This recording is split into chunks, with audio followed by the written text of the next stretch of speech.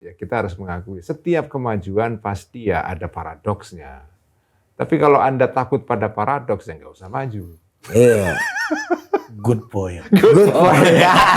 Sama Wahabisme dan lain-lain juga pasti Yang didanai. Yang didanai juga pasti dukungannya juga menurun nih. Turun drastis. Wahabi itu posisinya di Saudi itu persis dengan Pancasila. Kalau kata Rocky Gerung, saya tidak percaya Soekarno menggali Pancasila dari tanah dan bumi Indonesia. Karena yang kalau menggali tanah Indonesia, Feudalisme. itu ada tulang belulang hasil pelanggaran HAM gitu.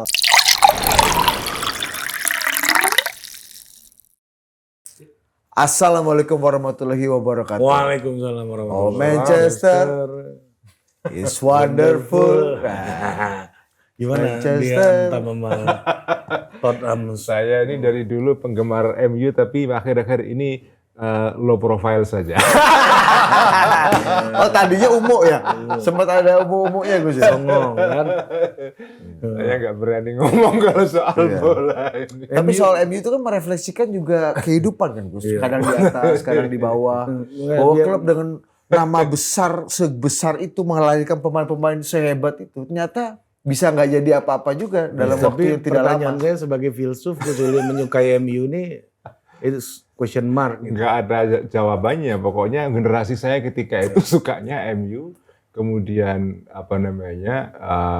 Milan. MU ini kan nggak ada filosofinya. Nggak ada. Kata Coach Justin. Justru karena kehidupan sebenarnya udah terlalu banyak filosofi kan. Makanya di klub bola udah nggak perlu lagi ya Gus ya. Kita butuh yang sederhana dan aplikatif. Jadi nggak berani ngomong kita sebagai pendukung MU. Gus Ulil berani bicara mana wokism ya kan, bicara liberal, SJW, bicara semua berani dia buat bicarakan Dri. Tapi menurut Gus Ulil, Amorim ini masih perlu dikasih kepercayaan lagi. Berat. Berat. Atau siapa lagi penggantinya? Kan? Aduh. Masa Arteta? Tapi pelatih favorit Gus Ulil sepanjang masa siapa? Ferguson lah. Ya Ferguson. Ya, lu Masalah referensi. iya kan lu ini. Iya kan? Sir Alex. Masa Alex Ten Hag kan? Janganlah. Ole ini kan all out kan. Oke Gus, pertanyaan pertama Gus. Ya kan? Ini kita lihat Donald Trump ini udah keliling-keliling ke negara-negara Arab. Ya kan? Agak spesifik ini, tematik ini kan. Ini menurut Gus Ulil dengan gaya politiknya Trump yang ugal-ugalan deh bagi banyak negara sekarang karena dituntut untuk bernegosiasi dengan Donald Trump gitu ya. Nah malah ini kunjungannya ke negara-negara Arab, ini apa yang bisa kita baca dari sini?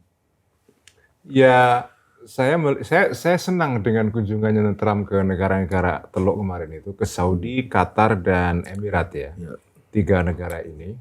Itu Gulf ya, Gulf State ya? Gulf State ya. Ya kan? Gulf State, negara-negara Teluk, itu saya senang. Ya orang senang itu nggak perlu alasan. Benar juga.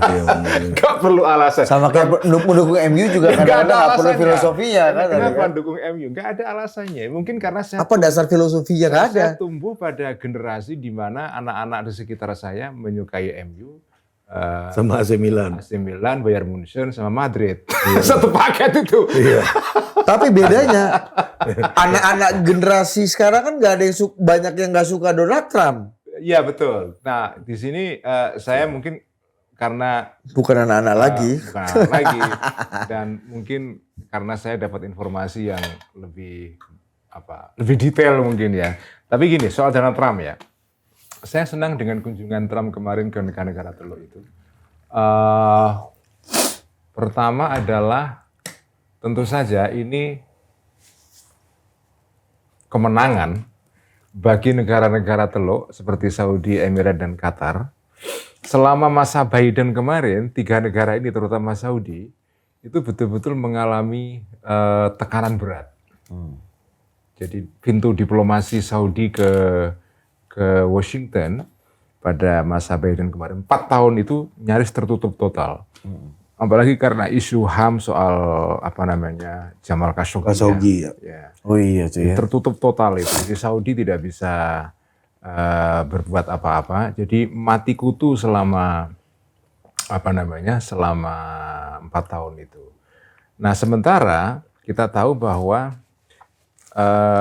negara-negara Teluk ini sekarang itu sedang mempunyai ambisi besar yang saya suka itu. Apa tuh Gus? Teluk nih ya? Negara Teluk ini, terutama Saudi dan Emirat. Negara-negara ini sekarang itu sedang punya ambisi besar untuk melakukan modernisasi. Modernisasi atau sekularisasi? Ya, kita bisa memperdebatkan isu itu, tergantung cara pandangnya. Nah, tapi saya menyebutnya modernisasi. Ya. Dalam bahasa Arabnya at-tahdits. Pakai al, Pak. Pakai dan nggak pakai itu buat saya pribadi Sama saja. belum terlalu relevan. Nggak ada bedanya Gus. Iya. Jadi negara-negara itu sekarang sedang melancarkan proyek besar namanya modernisasi. Persis seperti yang dilakukan Pak Harto dulu pada tahun-tahun pertama dia berkuasa, tahun 67, 80-an. Itu kan masa-masa Indonesia mengalami modernisasi. Jadi gini, modernisasi ini sekarang, terutama di kalangan aktivis ya, saya dulu juga mengalami hal serupa. Itu dianggap dengan negatif sekali. Dipandang dengan kacamata negatif modernisasi itu. Karena modernisasi dianggap ya menyontek sistem barat yang tidak meninggalkan tradisi dan seterusnya. Kayak gitu-gitulah. Tapi kan kita tahu, negara-negara berkembang atau negara-negara di luar negara barat, terutama yang merdeka ya sekitar tahun 50-an 60-an itu nggak ada pilihan lain kecuali modernisasi. Kalian kalau mau mengangkat harkat dan martabat rakyat di negara-negara pasca kolonial itu kan stake utamanya taruhan pertama kan ekonomi, Pak. Ya. Kalau ekonomi kacau ya gimana? Pertama ekonomi, kedua stabilitas. Atau malah mungkin kebalik ya. Ketiga silent handphone. Ketiga handphone yang berbunyi. Karena mengganggu stabilitas. Ini telepon dari PBNU, Pak. Awal itu ya. Juga Gus ya. Di reject kan. Ini baru kali ini. Jadi modernisasi itu menurut saya pilihan yang tidak terelakkan bagi negara-negara yang sedang ingin maju. Kita sudah pernah mengalami itu dan kita merasakan manfaatnya. Ya. Saya sendiri termasuk orang yang ya merasa bersyukur bisa hidup di dalam negara Indonesia pasca Indonesia mengalami modernisasi. Yang bentuknya sederhana saja, SD Impres. Ya. Adanya pupuk bagi para petani, irigasi, KUD gitu. KUD, kalau koperasi unit desa. Iya kan unit desa. Iya, unit desa yang buat distribusi pupuk distribusi kan. pupuk ya. KUD. Jalan raya. Itu, Dit. 95% sudah bebas buta huruf. Buta huruf. Kemudian masih diulang. Kata Mas Anies Baswedan dalam diskusi kemarin. Bung Karno 95% berbicara kepada masyarakat yang buta huruf katanya. Ya. Seperti yang kita nikmati hari ini, tidak lebih kecil buta hurufnya. 95% yang 95% yang melek huruf. Melek huruf gitu. Padahal kan berubahnya pas Orde Baru. Bukan pas zaman Bung Karno itu kan. Iya. Cuma karena Mas Anies yang ngomong kita percaya. Nah, dalam kerangka teori saya tentang multiple maslahat ya. Modernisasi itu maslahat, Pak. Ya itu kan maslahat. Itu artinya proses yang harus dilakukan oleh negara untuk memberikan maslahat keuntungan, kebaikan bagi rakyat. Nah, sekarang negara-negara Teluk sedang melakukan itu. Nah, Gus, tapi kan yang kita tahu terutama di dalam sejarah Southeast Asia, Middle East ya, Timur Tengah, terus Asia gitu. Modernisasi ini kan menelan korban banyak gitu. Karena negara aktornya. Aktornya negara gitu kan. Ini yang terjadi misalnya kita lihat revolusi kebudayaannya mau gitu misalnya. Sampai mau mengatakan bahwa solusi dari persoalan politik itu ada di ujung bedil kan. Kan gitu cara berpikirnya. Terus Pol Pot lah. ya kita lihat Pol Pot, terus ada lagi misalnya kalau di Timur Tengah negara-negara Timur Tengah ya Shah bukan Iran Timur- dulu. Iran, Shah Iran ya. Iran ya. Oh iya. Ya, kalau kita tarik ke belakang lagi Turki, Ataturk. Ataturk. iya kan, itu kan juga ini apa akan Bedanya apa? bedanya apa? Mungkin kalau mau dan Pol Pot kita tidak bisa menyebut itu sebagai proyek modernisasi karena itu proyek kiri ya. Lain ya. Kalau kita terus dulu kiri tanda tak mampu. Iya. Meskipun sama-sama top down ya dari Top negara down, ya. betul, top down. Syah Iran juga top down, Tapi Ataturk juga top down. Tapi kalau Syah Iran dan Ataturk itu memang proyek modernisasi. Nah, memang begini. Saya akan meneruskan tadi itu alasan kenapa saya suka dengan Trump berkunjung ke negara-negara Teluk. Karena negara-negara Teluk ini sekarang membutuhkan sekali support besar dari Amerika untuk mensukseskan modernisasi ini. Karena kalau tidak berat kalau tanpa support Amerika. Kenapa? Iya, pertama ancaman keamanan. Ancaman keamanan di Timur Tengah, terutama yang berasal dari Iran ya, itu memang besar sekali, nggak bisa diingkari itu. Karena di Saudi sendiri itu banyak, di Saudi, di Emirat, di Qatar, itu kan ada komunitas Syiah yang di sana. Dan sekarang ini kebetulan Saudi juga berdampingan dengan Yaman, di mana di sana Houthi cukup berkuasa ya, atau mempunyai kekuatan yang cukup penting. Jadi artinya Saudi sekarang ini itu untuk mensukseskan modernisasinya dan juga Qatar dan terutama Emirat ya, itu tergantung kepada jaminan keamanan dari Amerika. Nah, bagi saya modernisasi ini penting. Oke. Ini sorry Gus, ini seperti Taiwan yang meminta jaminan keamanan Persis, Amerika terhadap Cina. supaya bisa develop dari Cina. Dari Cina, Korea iya. Selatan begitu pula Iya. terhadap Korea Utara. Ya, jadi saya tidak mempermasalahkan apakah ini ketergantungan seperti ini baik atau tidak, Iya, itu iya. soal yang lain. Ya, faktanya Tapi faktanya adalah bahwa negara-negara ini sekarang sedang ingin melakukan modernisasi. Nah, apa itu modernisasinya? Ekonomi, Pak. Nah, ekonomi yang sedang digenjot oleh Saudi dan Emirat sekarang ini adalah pertama adalah ekonomi yang non oil. Jadi apa namanya Kota baru itu misalnya Neom dan seterusnya. Mendiversifikasi sumber-sumber revenue dari negara. meskipun uangnya dari Aramco untuk mendevelop bisnis-bisnis baru itu. Ya, mereka Ya. punya semacam danantara kan namanya PIF atau apa gitu. Danantara. Iya iya iya. Dulu Gus ya kan. Danantara meniru mereka sebetulnya. Iya iya iya. Atau kalau di Timur Leste Bang Raul pernah cerita apa nih ada oil fund ya Oil apa? fund. Iya benar. Ya. Nah, jadi Petrol fund. memang modernisasinya Petro, didanai oleh uang dolar, oleh petrodolar. Tetapi Saudi dan Emirat kan kepingin mengembangkan ekonomi yang lebih beragam sumber-sumbernya. Nah, menurut saya ini menurut saya proyek penting. Karena kalau misalnya mereka secara ekonomi gagal, itu taruhannya besar sekali negara Teluk dan sekitarnya itu ya. Ini kalau kawasan ini meledak ya, itu dampaknya ya luar biasa.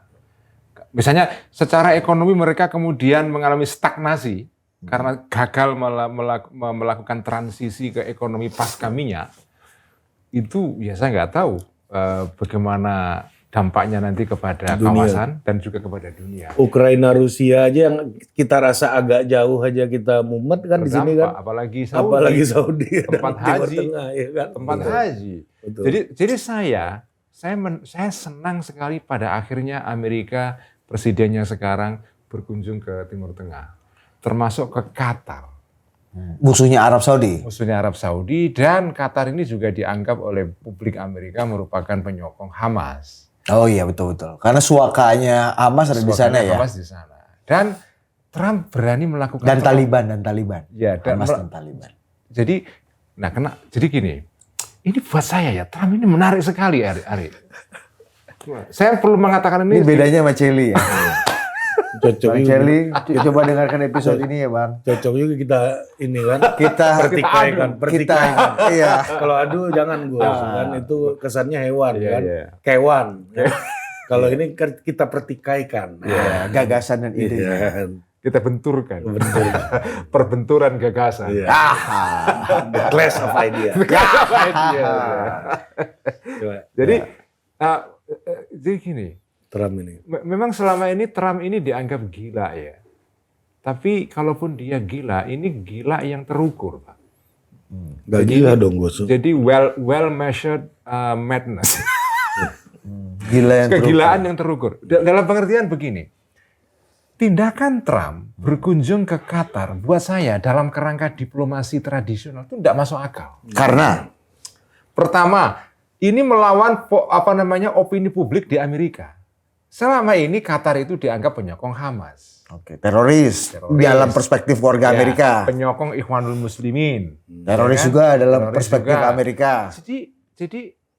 Jadi nggak masuk di dalam algoritma opini publik Amerika itu Presiden Amerika ke Qatar. Itu tidak masuk akal. Ini kayak Presiden Indonesia ketemu sama Presiden Israel lah gitu Persis. kira-kira. Nggak masuk akal. Tapi kan ini udah pernah dilakukan Trump ketika dia ke Korea Utara, ke wilayah DMZ bertemu dengan Kim Jong Un, sesuatu yang nggak pernah dibayangkan dilakukan oleh presiden-presiden Persis. sebelumnya. Nah, dalam hal ini menurut saya Trump itu berani melakukan sesuatu yang memang tidak lazim sama sekali. Di dalam konteks diplomasi konvensional tidak masuk akal. Nah, tapi kalau kita telusuri, saya sendiri bukan ahli HI, ya saya pembaca biasa, tapi kalau saya mencoba memberikan penjelasan ya, kenapa Trump melakukan itu? Sebetulnya dasarnya itu sederhana. Trump itu pendekatannya praktis sekali. Gak ada ideologi sama sekali. Ya pedagang kan. Bertentangan sama UKIS. Semuanya ideologis. Semuanya ideologi. Nah, Trump ini sebetulnya pendekatannya adalah pendekatan pedagang yang intinya adalah pokoknya sesuatu itu harus jalan. Apapun caranya. Debottlenecking ya dia ya. Dia melakukan yaitu menerobos lah supaya nggak ada hambatan. Nah, apa hambatan itu? Dia sekarang ini obsesi Trump itu dua dalam panggung global. Pertama menghentikan perang Ukraina Rusia. Kedua menghentikan kasus Gaza ini. Pembunuhan di Gaza atau perang di Gaza. Dia pengen menghentikan dua perang ini. Apapun itu dia lakukan. Termasuk melakukan sesuatu yang menabrak opini publik. Nah, dalam hal Qatar ini, dia kepingin melakukan terobosan. Dia kepingin melakukan terobosan ceasefire. Ceasefire kan gagal terus. Kemudian yang kedua, problem tawanan hostage. Sampai sekarang kan ini kan masih belum sepenuhnya tawanan Israel yang ditawan oleh Hamas dilepaskan kan. Nah, Trump ingin melakukan terobosan itu dan kemarin dia melakukan diplomasi yang tidak melibatkan Israel sama sekali. Dia berkoordinasi dengan Qatar untuk membebaskan salah satu tahanan yang kebetulan warga Amerika tapi juga warga Israel, dual citizenship ya. Siapa namanya kemarin itu lupa saya. Berhasil dibebaskan. Konkret ya. Konkret. Jadi dan selalu Trump itu kan kalau dia sukses selalu mengatakan beda dengan Biden. Selalu begitu. Beda. Berunding gitu-gitu. Beda dengan Biden. Dia berhasil membebaskan dua tahanan Amerika yang di Rusia, seorang guru itu beberapa minggu setelah dia berkuasa. Kemudian sekarang yang Israel, yang di Gaza ini, tahanan yang ditahan oleh Hamas ini. Dan itu diplomasi melalui brokerage-nya yang menjadi penyambung operatornya. Maklarnya Qatar. Oh, Qatar. Negara yang selama ini quote unquote dihindari oleh negara-negara barat. Kenapa Qatar dipercaya? Karena Qatar sendiri memang punya hubungan dengan Hamas. Oh. Dinda-dindanya juga kan. Betul. Ini agak mirip dengan waktu itu cerita lu soal Pak JK. Dia berusaha melakukan perdamaian di Aceh. Di Aceh. Ternyata anak orang HMI semua kan tinggal pakai kanda dinda. Sudah Dinda. Kau ikut aja sama abang kan. Jangan-jangan dulu kan penerima manfaat juga kan, kita nggak tahu kan. Persis ya. Iya. Nah, pendekatan seperti ini menurut saya kadang-kadang perlu. Ada banyak masalah yang mengalami deadlock. Iya. Kenapa deadlock? Karena selama ini orang selalu melihat masalah itu ideologi. Linier ya. Linier dan kubu ini, kubu itu. Trump itu nggak peduli itu. Terobos. dia berhasil melakukan diplomasi dengan Qatar, dan Presiden Amerika ke Qatar itu baru pertama kali Trump ini setelah sekian tahun, atau mungkin 20 tahunan. Baru Trump ini. Makanya Qatar itu kemarin, itu Masya Allah syukur Alhamdulillahnya. Iya. Setelah Piala Dunia ini dia syukur keduanya ini ya. Luar biasa. Gini loh, Dit. Ini saya kan saya kepingin nonton, saya penyuka tenis, ada event tenis di Qatar. Abu Dhabi, saya ke sana. Abu Dhabi. Memang luar biasa negara itu. Dalam artinya begini, saya bilang sama teman-teman, negara-negara Teluk ini, terutama Emirat dan Saudi, ini kalau saya simpulkan, ini orang punya duit dan ngerti bagaimana cara menggunakan duit. Punya cita rasa. Ya, kan ada banyak orang kaya tidak tahu bagaimana cara menggunakan duitnya. Dan itu bagi saya ya berbahaya. Ya, berbahaya buat dia ya, mungkin buat kita tidak. Norak aja, kita ngeliatnya norak aja. Itu kan ada orang kaya norak, ada orang kaya kelas gitu kan maksudnya kan Gus. Nah, jadi saya melihat negara-negara ini negara-negara kaya dan ngerti apa yang harus dia kerjakan dengan uangnya itu. Saya melihat itu. Jadi Anda kalau pergi ke Abu Dhabi, ke Dubai, ke Qatar, ke Doha ya, itu memang luar biasa usaha mereka untuk menjadikan negara ini, negara modern, menjadi hub simpul untuk bertemunya semua orang, bisa konferensi internasional. Mereka ingin menjadikan ini seperti Geneva. Si Qatar ini? Qatar dan mereka bersaing ini kan, Doha dengan Saudi, Emirat dan Qatar. Ini tiga negara ini bersaing untuk menjadi semacam ya hub dunia mercusuar modernisasi di Timur Tengah. Nah, buat saya ini kalau sukses, ya saya sendiri sebagai seorang Muslim bangga lah kalau ada negara Muslim sukses melakukan modernisasi. Nah, cuma ini masalahnya, selalu masalah yang dipersoalkan oleh orang-orang kan bagaimana dengan demokrasi. Kan selalu itu. Demokrasi kan salah satu masalah. Salah satu saja, tidak satu-satunya. Nah, memang begini, negara-negara di luar Barat itu, ini sudah pernah ditulis oleh Farid Zakaria dalam bukunya yang terkenal itu Illiberal Democracy, atau nggak salah ya bukunya yang Freedom bukunya. Saya lupa judulnya, kok bisa lupa ya. Jadi memang negara-negara di luar Barat itu sebagian besar ya, itu menempuh jalur modernisasi dan pembangunan itu melalui jalan yang state driven. Didorong negara top down. Aktornya memang negara. Karena satu-satunya aktor yang efektif di negara itu bisa melakukan modernisasi memang negara yang punya duit, yang punya resource, punya kedisiplinan, monopoly of violence dan seterusnya. Itu kan negara. Aktor-aktor lain di masyarakat tidak punya kemampuan itu. Sebesar negara. Ini beda dengan negara-negara Barat waktu mereka melakukan modernisasi. Mereka memang modernisasinya tumbuh dari masyarakat, organik. Betul.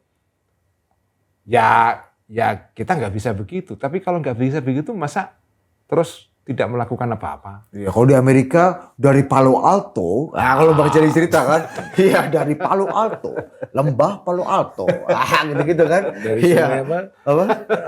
Sungai apa?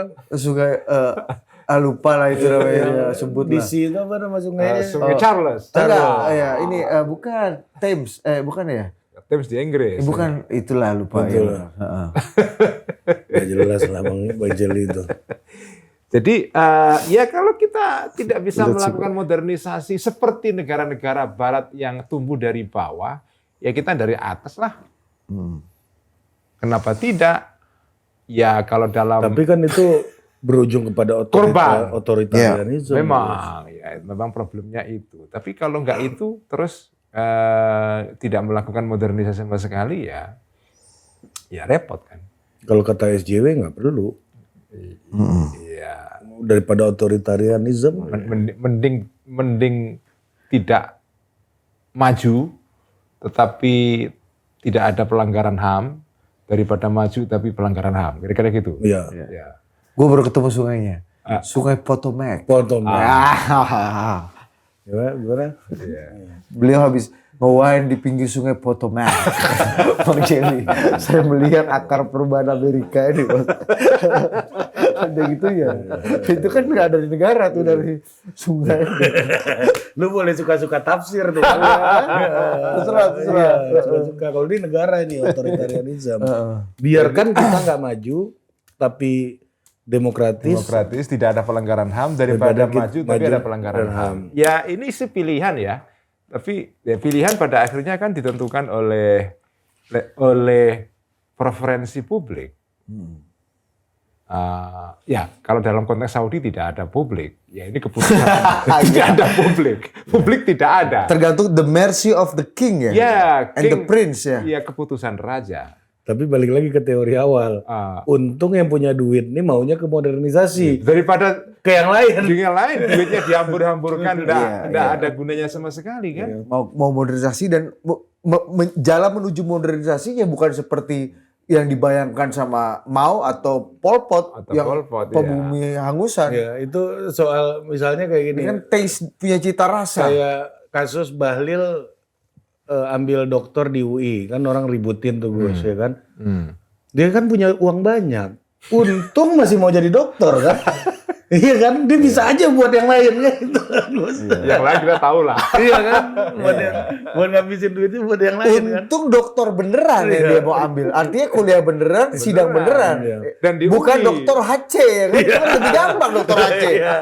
Iya kan, Buat beliau gampang itu dokter HC. Dokter HC kan. Beli di Bahkan mana. menghilangkan HC-nya setelah dia dapat juga gampang. Iya, kita bisa. Hapus dulu tuh Dinda HC-nya tuh katanya. Jangan kau taruh itu di Balio katanya. Banyak tuh abang-abang. Banyak kelakuan kan. Kita udah tahu lah pola-polanya kan. Iya. Ini kalau mau ke dokter HC kan tinggal misalnya kontak. Kita tolong Gus Uli bisa nggak ya kan? Karena pemberdayaan umat ini kan. Ya, tokoh artinya pemberdayaan umat. dia masih punya ya keinginan yang bagus lah mau sekolah beneran. Perkara ada Detail-detailnya ada kan? detail-detail permasalahan kan. Ya kita tahu lah ya. Detailnya yang harus diperbaiki Gus. Iya, perkara lu menuju ke sana motong 2 kali lampu merah ya kan? Berarti kan Terobos 2 kali lampu merah. polisi yang jagain lampu merahnya ini yang harus diperkuat gitu. Tapi masih bening dia masih mau jalan. Iya. Jadi kembali ke negara-negara teluk ini ya bagi saya kunjungan Trump kemarin itu penting untuk memberikan support ya.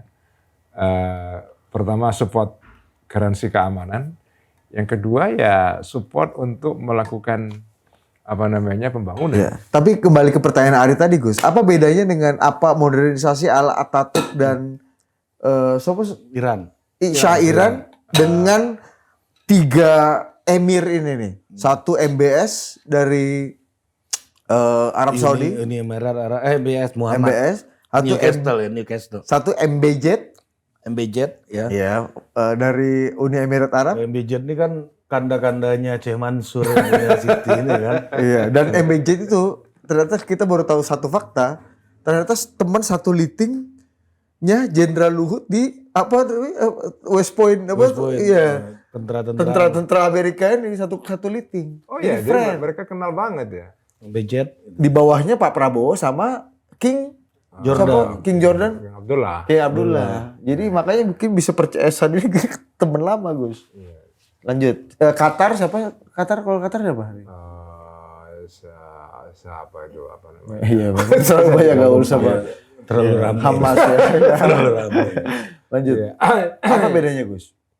Ya bedanya adalah Atatürk dan Shah Iran. Ya bedanya Saudi dan Emirat dan Qatar lebih banyak duitnya.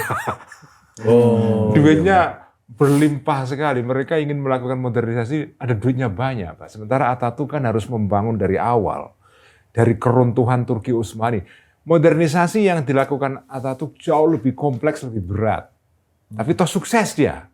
Dengan dukungan publik. Dengan dukungan militer ya paling penting. Dari Amerika.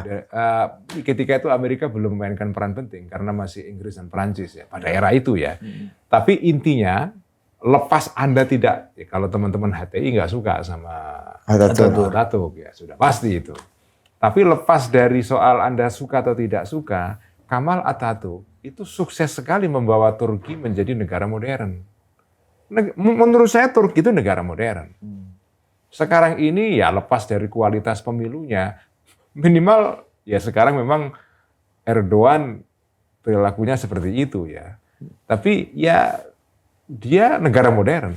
Punya industri pertahanan bagus, punya mobil nasional gitu-gitu. Antariksa dia punya satelit. Ya inflasinya mungkin tinggi, tapi kan dia sebagai ekonomi modern, negara modern, dan masyarakatnya juga modern. Iran mungkin agak sedikit beda, gagal melakukan modernisasi karena ya nggak tahu ya faktornya banyak. Tapi intinya Iran, Turki dan negara-negara Teluk sekarang ini sebetulnya itu pada track yang sama. Mereka ingin melakukan modernisasi. Dan bagi saya modernisasi itu penting. Karena kalau nggak begitu Anda nggak bisa membangun negara. Ya. Nah Gus, ini pertanyaan lagi nih Gus. Ini kaitannya ke dalam negeri kita nih. Kalau dulu kan USAID ini stop. Sedunia Kan. VOA stop. Karena ini kan yang menghidupi menjadi jantung daripada gerakan-gerakan liberal di berbagai macam tempat di dunia termasuk di Indonesia gitu ya. Nah kalau Arab Saudi juga dan negara Timur Tengah modernisasi kan konsekuensinya juga untuk gerakan kanan juga yang terpengaruh sama Wahabisme dan lain-lain juga pasti Yang didanai. yang didanai juga pasti dukungannya juga menurun nih. Ya, karena kan kita sering sekali mendengar ini dana Saudi, dana Qatar, gitu ada Iya, ya. dana ini Untuk menjadi penggerak-penggerak ini. Turun drastis. turun drastis juga. Drastis. Makanya mereka jadi modern juga sekarang. Jadi menurut saya, dan itu kan bagus kalau Saudi yang selama ini dianggap sebagai sumber Wahabisme kan, mengalami modernisasi. Dan berkampanye Wahabisme di mana-mana dengan Persis. pendanaannya. Bahkan MBS sendiri Muhammad bin Salman beberapa waktu yang lalu ketika diwawancarai oleh Washington Post ya, dia mengkritik ideologi Wahabi. MBS. Dia sendiri mengkritik ideologi Wahabi. Jadi artinya ada perubahan-perubahan yang bagi saya itu patutlah ya mungkin kita nggak tahu arahnya seperti apa karena kan kita segala hal tidak pasti di Timur Tengah bagian ini karena dinamikanya kita nggak bisa memprediksi. Tergantung bangun tidur emir atau rajanya berpikir persis, apa kan? Tapi begini, MBS ini sekarang umurnya belum lagi 40 tahun, 37 atau 30. Sumur Mas Gibran. Sumur Mas Gibran. Iya, masih muda sekali. Cocok Mas Gibran ini. Dan dia ini kalau tidak ada situasi politik yang yang Force major. sudah pasti akan jadi raja. Ini Crown Prince ya. Crown Prince. Dan dia kalau jadi raja, kalau dia meninggal umur 80 atau 90, dia akan memimpin Saudi dari sekarang ini sampai kira-kira 50 tahun mendatang. Bayangkan. Bahkan sekarang pun ketika jadi Crown Prince dia de facto the ruler dia. The ruler, penguasa di Saudi. Nah bayangkan ini Raja Salman pembina aja sekarang. Dewan Penyantun. Kalau di Partai Demokrat majelis tinggi partai. Iya. Pak SBY. Bayangkan Pak, kalau kata Pak SBY sudah jadi pembina partai. Nah, kalau dia jadi raja mulai sekarang dan nanti akan berkuasa sampai dia umur 80 atau bahkan 90 tahun, dia akan menjadi penguasa di Saudi tidak kurang dari sekitar 50 sampai 60 tahun. 50 lah. Ya. 50, minimum ya. 50 tahun itu waktu yang lebih dari cukup untuk melakukan perubahan besar-besaran di sebuah negara. Ya. Kalau dia konsisten dengan visi sekarang ini, visi Saudi 2030, NIOM itu, saya nggak bisa membayangkan Saudi nanti akan menjadi negara seperti apa. Pairing partnernya cuma satu di dunia. Apa itu? Kim Jong Un. Dia masih muda, sama-sama muda kan? Iya, sama-sama muda. Dan mungkin akan 40 tahun lagi juga sama. Tapi itu kan ya kita lihat artinya kan Wahabisme ini juga bernasib sama dengan gerakan liberal ini sekarang berarti ya. Nah, tapi gini, soal Wahabi ini ya, ini teman-teman ya, orang-orang ini harus sadar, Wahabi itu posisinya di Saudi itu persis dengan Pancasila. Mau diapakan, Saudi tidak bisa lepas dari Wahabisme. Cuma masalahnya adalah Wahabi yang seperti apa. Ini soal dosis saja. Soal dosis saja. Iya. Oh, Pancasila yang seperti Pancasila apa? seperti apa? Ya. Ada Pancasila yang kalau ketemu ya Gus Ulil cium tangan gitu kan. Ada juga Pancasila salam Pancasila, ada juga yang kayak gitu kan. Ada Pancasila bersyariat. Ada lagi. Saya Pancasila, kamu radikal. Ada juga gitu. Iya kan. Macam-macam nih Pancasila ini nih. Jadi sih soal Wahabi ini itu harga mati bagi Saudi, nggak bisa diapa-apakan. Tapi bagi saya bukan itu. Itu kayak seperti digali dari bumi Saudi ini kan. Iya. Kalau kata Rocky Gerung, saya tidak percaya Soekarno menggali Pancasila dari tanah dan bumi Indonesia. Karena yang kalau menggali tanah Indonesia Feudalisme. itu ada tulang belulang kasih pelanggaran HAM gitu. Kata Rocky, pelanggaran HAM di Lampung, Tanjung Priuk. Nah, saya melihat bahwa modernisasi ini kalau sukses akan mengubah wajah Timur Tengah pertama. Dan kedua adalah mengubah wajah dunia Islam. Selama ini daerah ini kan hotspot ini ya. Daerah negara-negara Teluk ini. Ya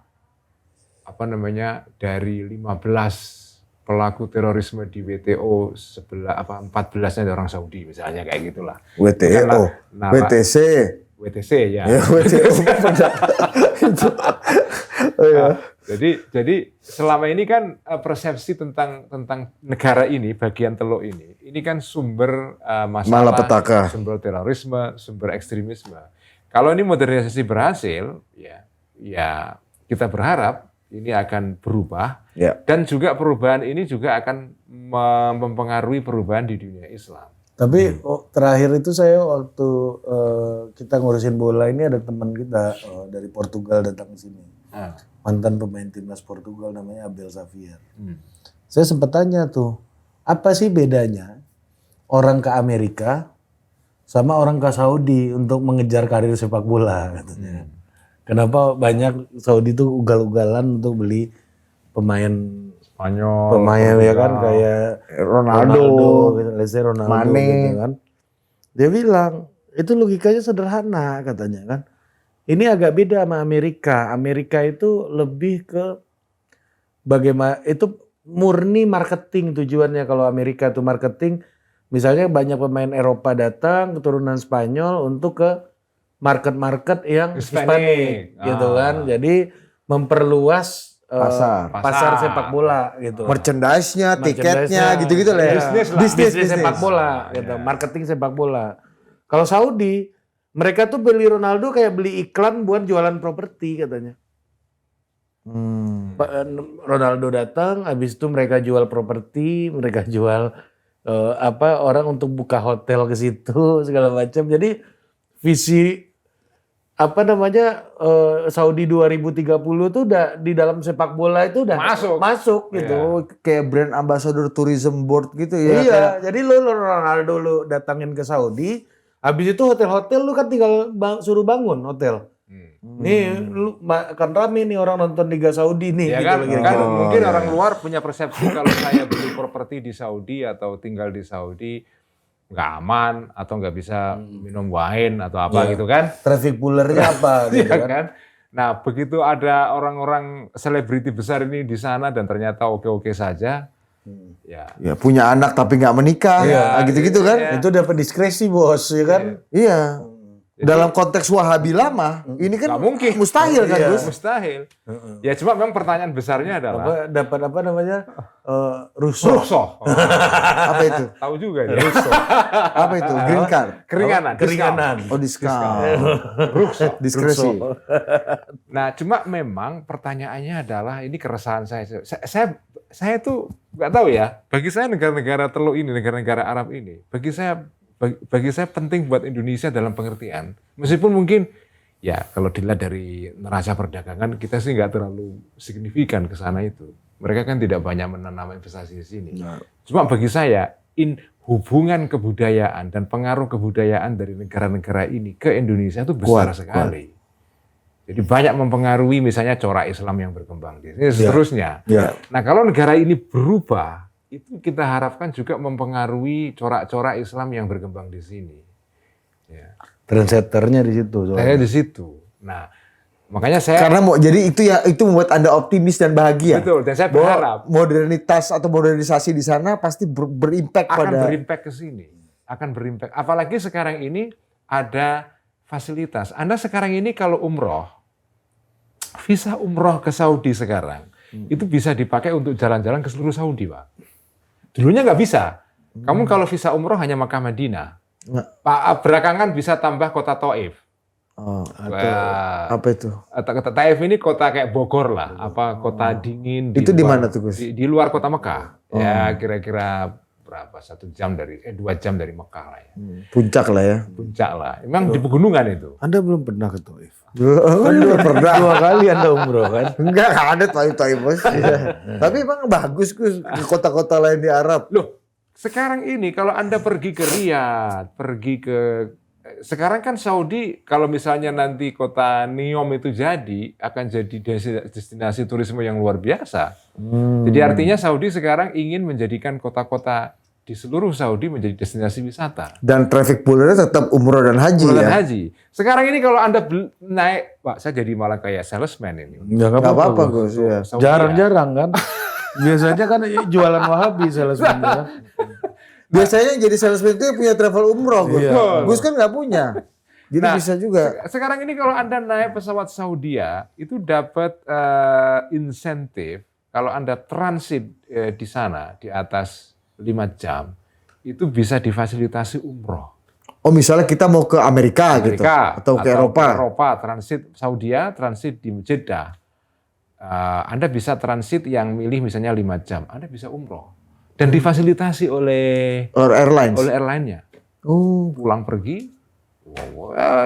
Jadi sekarang ini luar biasa. Saudi kepingin menarik wisata ini ya. Nah, kalau sekarang ini misalnya orang yang pergi ke Saudi murni hanya ibadah. Tapi secara pelan-pelan, saya sih memprediksi pelan-pelan orang nanti akan pergi juga ke kota-kota lain di luar. Ini sekarang Gus tur pramusimnya Real Madrid di Saudi. Makanya, nah sekarang Coppa Italia Oh, itu iya. di Saudi.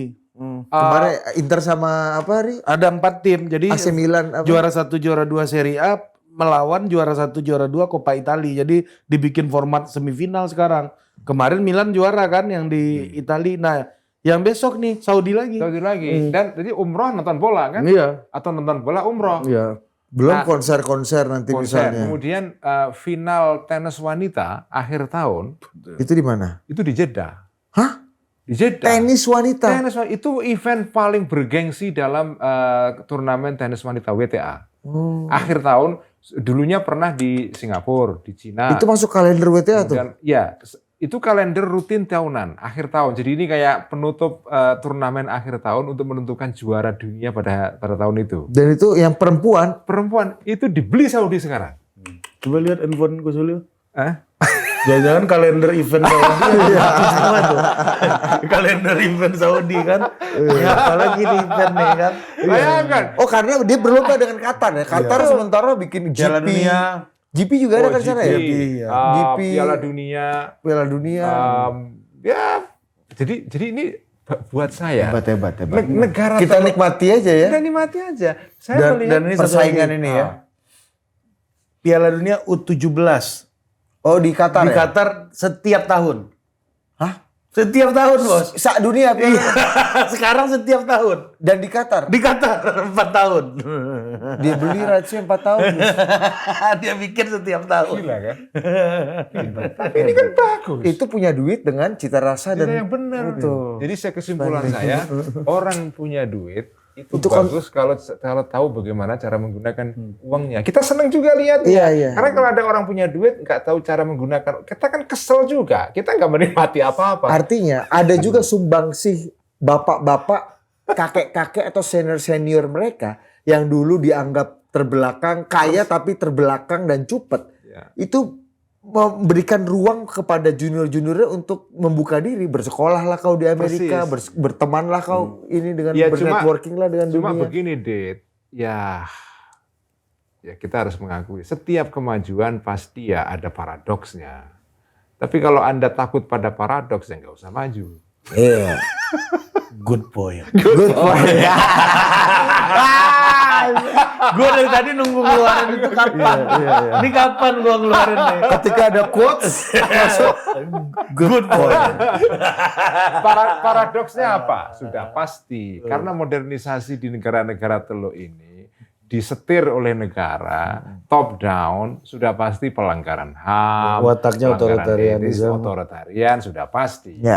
Ya sudah pasti. Kemudian yang kedua, paradoksnya adalah ya sudah pasti yang menikmati ini modernisasi ini pasti kelas atas, ya kan? Pasti akan mengorbankan kelas-kelas yang di bawah. Sudah pasti itu.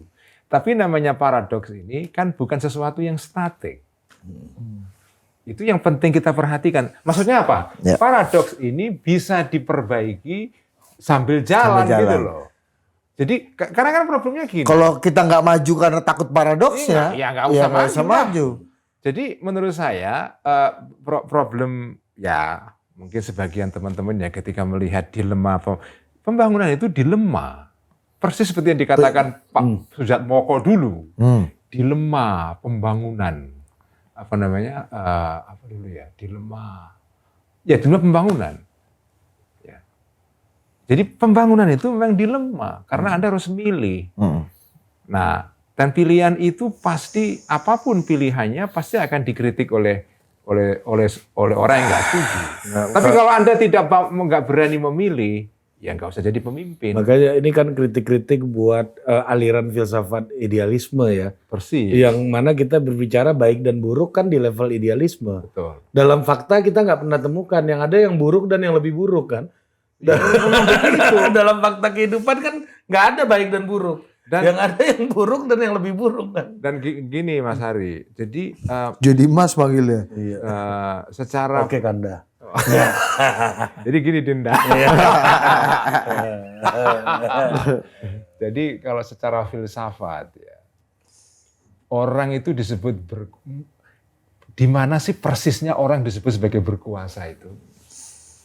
Itu kalau secara filosofis ya, pertanyaan ini kalau secara filosofis direnungkan. Ini kalau jawaban sebagian filosof ya, mengatakan bahwa kamu disebut sebagai berkuasa, momen real kamu berkuasa itu adalah pada saat kamu bikin keputusan. Itulah momen kamu disebut sebagai ruling, berkuasa, itu ketika kamu membuat keputusan. Karena sebelum ada keputusan itu kan yang ada adalah masukan-masukan dari para asisten ini. Apa TA tenaga ahli ini kan.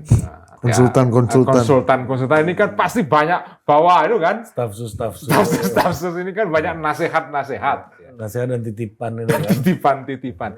Pada akhirnya nasihat-nasihat ini kan harus dipilih. Karena kalau Anda mengikuti semua nasihat ya nggak jadi apa-apa.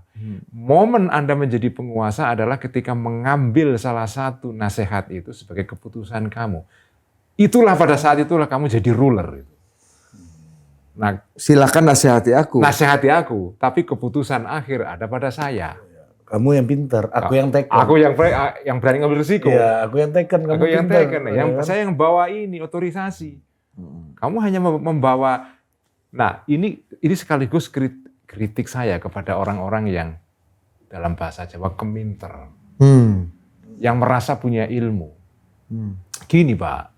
Orang punya ilmu itu otoritasnya itu sebatas memberikan nasihat berupa tawaran-tawaran, policy paper, policy proposal. Kamu punya proposal begini. Ini Pak, kalau kebijakan begini ya kira-kira resikonya gini, kalau ini begini. Itu namanya tugas para expert. Kelihatannya pinter, tapi itu tidak berguna apa-apa kalau tidak ada momen keputusan.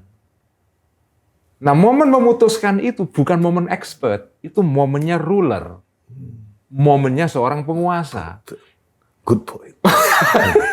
MBS atau penguasa-penguasa negara teluk, mereka memutuskan saya menempuh jalan modernisasi. Lu mau apa? Oke. Dan Syukur-syukur. dan penguasa berhak punya selera. Sudah selera. Ya itu Mereka kan berkuasa. kuliah multiple pasangan dulu kan. Ya kan? Syukur-syukur alhamdulillah. Selera kita sama. Seleranya bagus sama Iya, dan kan? apa namanya kepintarannya dan apa ininya juga Sama. kemampuannya juga sama. Ya memang paradoksnya adalah kalau mereka gagal dengan pilihannya ini penguasa, dipenggal kepalanya. Ya, orang yang pinter-pinter banget sampai S3, profesor segala macam belum tentu seleranya bagus kan. Menurut bagus. Dan gini, Rik, belum tentu orang-orang yang disebut dengan orang pinter ini berani menghadapi momen memutuskan. Betul. Belum tentu. Iya. Makanya saya itu, ya saya kan berasal latar belakangnya dari dunia buku-buku inilah, baca buku, diskusi, ya kadang-kadang Diskusi. Bedah buku. Bedah BUMN dong. Kata Kawannya Gus Ulil. pencipta apa namanya analogi apa? Bo. Jembar Jembar Ratina. Gitu. Oke, Kita masuk ke ya. mau lanjut atau gimana? Kayaknya udah. Ini udah paten sih ya. Paten. Tapi aku mau tanya satu masih ada Iya. hubungannya sama Amerika dan sama Ini Trump. satu part aja. Iya. Jangan dipecah nih. Bener bagus ini. Ini dalam dan menghanyutkan nih. Beberapa Poin waktu lalu ini dilalahan. Ini banyak good point-nya nih di sini. Ada kendilalahan. Tiba-tiba ketika Paus Fransiskus meninggal, kan menjelang konklav, siapa paus baru? Si Donald Trump kan diwawancarain kan, paus dari Amerika aja kalau perlu gue gitu-gitu kan. Terus dia posting di Instagram pribadinya, dia pakai baju paus. Dilalahnya, paus yang baru adalah paus Terpilih pertama dari dari Amerika. Leo 14. Leo 14. Sebagai orang yang pernah masuk ruangan konklav, ya kan, dan melihat cerobong apa? Ya, jadi kan si Budi kan telepon saya. Habis nonton konklav itu, Gus. Mana Dinda, bagus gak filmnya? Bagus sih, tapi kalau kanda di paus ini kursi udah terbang-terbang. Asap hitamnya bukan dari situ, dari ban. Bakar ban. Dan tidak pernah bisa putih. Gak kemilih-milih paus ya kan. Kada Dan abu leke. berunding terus. Coba Gimana Gus? Apa ada ini nggak hikmah dan kebijaksanaan? Ya itu ya postingannya Trump yang dia pakai Baju baju paus. paus itu menimbulkan reaksi luar biasa itu. Ya nggak pantas lah. Ya. Terserah nggak pantas itu. Ada juga kelemahannya. Itu baru Pantas disebut. sama. Nah, Trump kan mengatakan saya kan joke aja. Jadi dia bilang gini. Saya ya nggak tahu dari mana sumbernya, mungkin dari WA dapat kiriman gambar itu.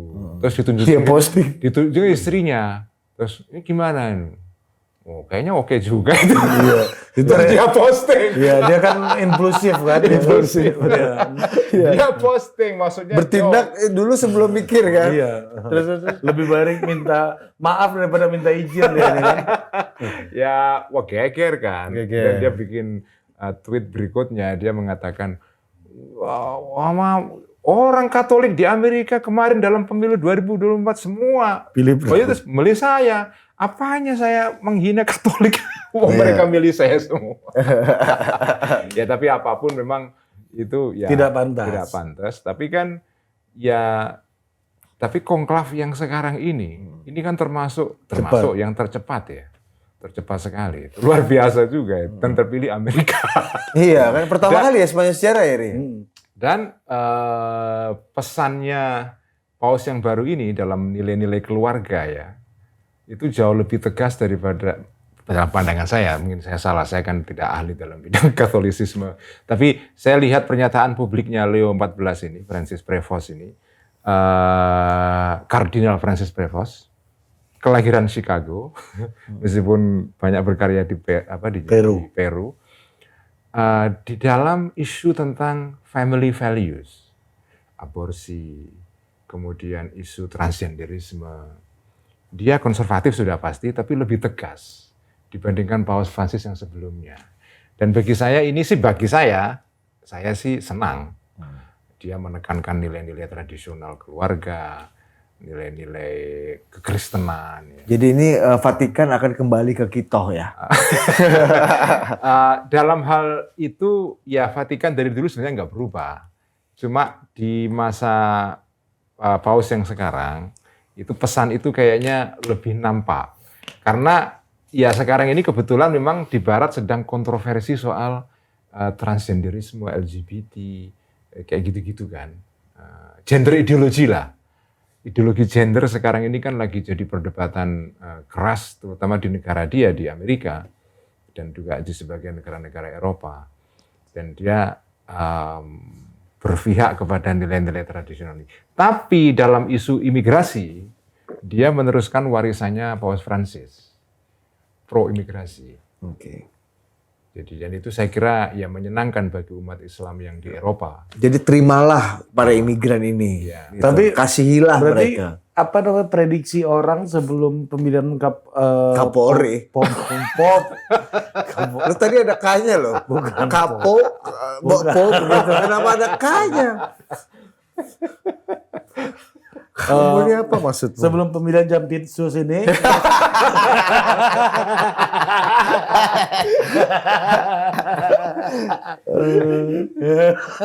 Sebelum pemilihan Pop ini kan diproyeksikan bahwa akan dari negara yang non Katolik. Majority non Katolik kan. Oh, ada prediksi gitu Ada orang yang mengiranya mungkin negara majority Islam, makanya kartu Monsinyur Suaryo hidup tuh kan. Karena bukan ada harapan mayoritas. ya? Iya, enggak, maksudnya hidup dalam artian orang Berharap lah. Uta-ati gato. Iya, memprediksikan nih termasuk Monsinyur Suaryo gitu masuk gitu kan. Nah, ini kan juga Amerika bukan negara majority Katolik kan, berarti kan. Malah Katolik pernah dimusuhi di sana. Iya, betul. Presiden cuma satu yang Katolik ya? Gus? Iya. Kennedy aja? Dua. Kennedy dan Biden. Oh, Biden tuh Katolik? Katolik. Ya. Oh. Nah, terus menurut Gus Ulil nih apa yang bisa kita baca dari situasi ini? Apakah ini modernisasi Vatikan juga atau seperti halnya yang terjadi di Timur Tengah tadi? Enggak, kalau sekarang menurut saya sih malah justru Vatikan, ya mungkin saya salah ya. Mohon maaf kepada teman-teman Katolik kalau saya salah. Ini prediksi sebagai orang yang ada bukan di salah observasi, tribun penonton ya. Ya, saya bukan orang yang ahli tentang perpausan. Ya, tapi saya melihat pesan-pesan yang disampaikan oleh Paus yang baru ini menegaskan nilai-nilai tradisional kekatolikan.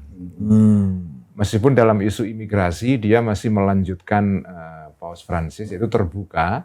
Yang ini memang, jadi ini menarik. Paus Leo XIV ini pesannya itu mungkin